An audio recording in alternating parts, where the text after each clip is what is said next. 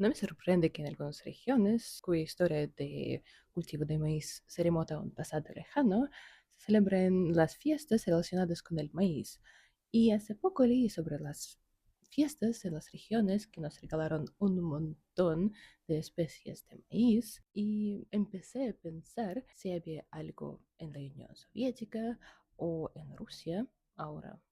¿Por qué?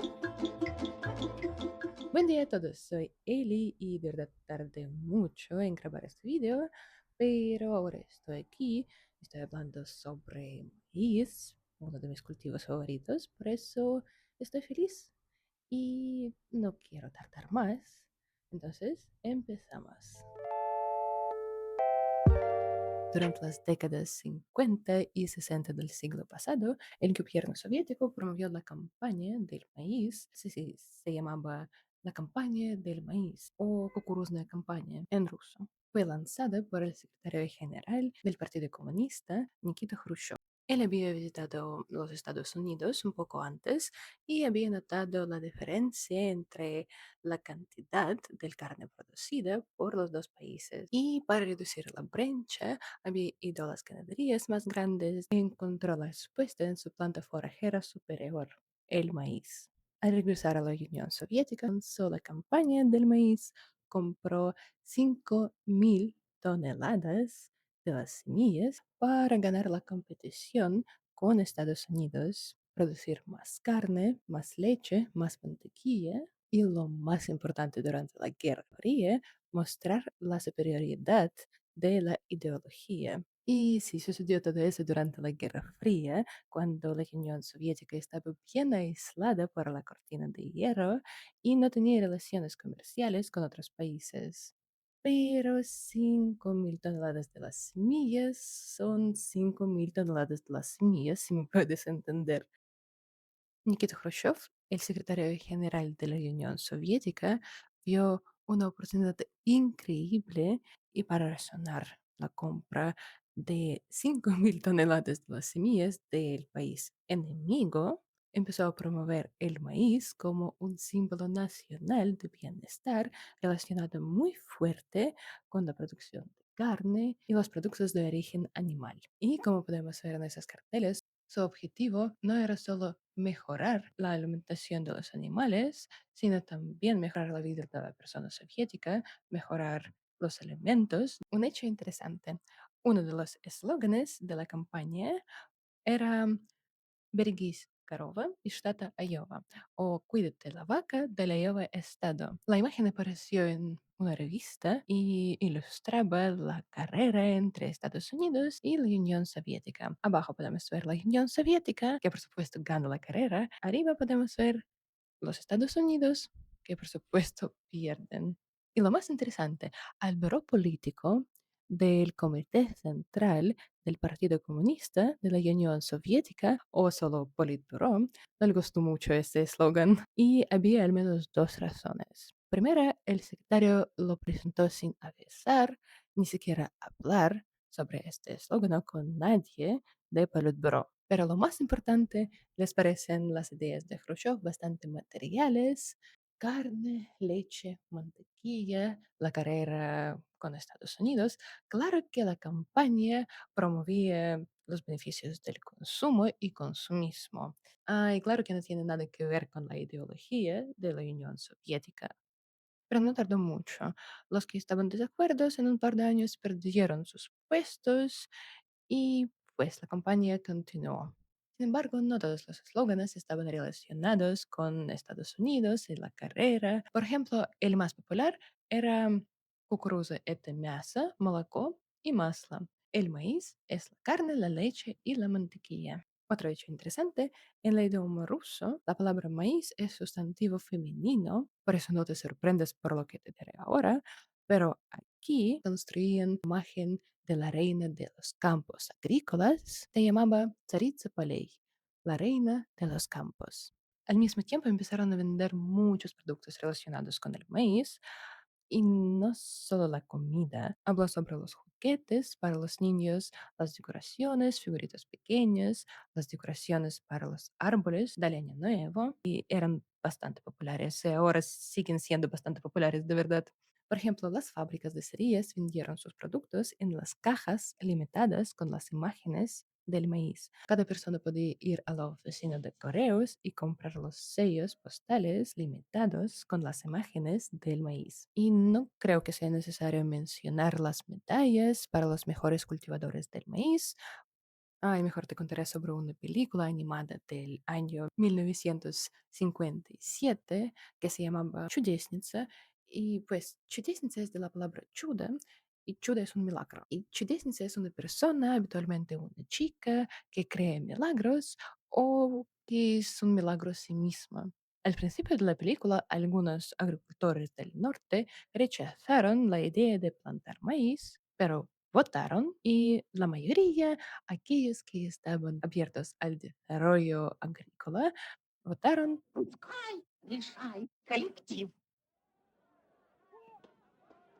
En una película, el maíz se presentaba como una chica, lo tenemos en cuenta. Su madre y otros cultivos de clima caliente trataron de convencerla de que se quedara en casa, pero no los escuchó y se fue. Al llegar se encontró con otros cultivos. Привет тебе, сестрица, от северной пшеницы, овса и ячменя. Cultivos locales que no querían compartir su territorio con maíz.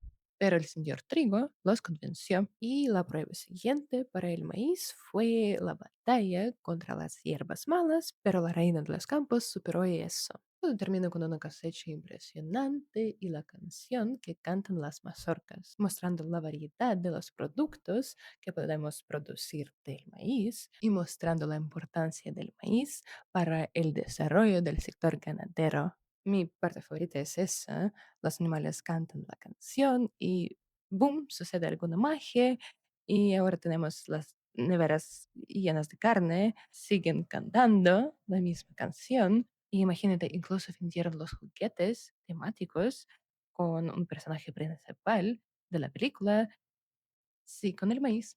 También el maíz fue promovida por la televisión en un video del año 1964. Es un video solo de 2 minutos en el que un cocinero canta la canción sobre los beneficios del maíz y de la alimentación con maíz. Creo que ahora lo llamaría anuncio, pero en la Unión Soviética lo llamaban aumentar la conciencia de la gente sobre la comida sana y los beneficios del maíz. Entonces, ¿cuál era la realidad oculta detrás de la ola de la popularidad impulsada por el gobierno soviético?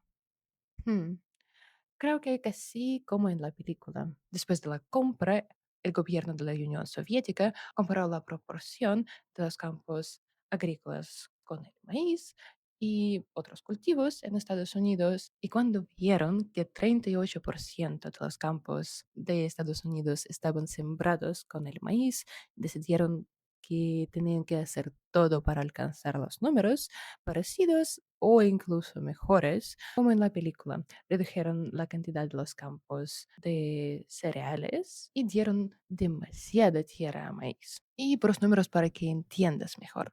En 1954, solo 3,5 millones de hectáreas estaban sembrados con el maíz. Pero 2 años después, en 1956, ya 17 millones de hectáreas estaban sembrados con el maíz. Otros 6 años después, ya 36 millones de hectáreas estaban sembrados del maíz. En un poco más de 10 años aumentó la cantidad de los campos de maíz más que en 10 veces.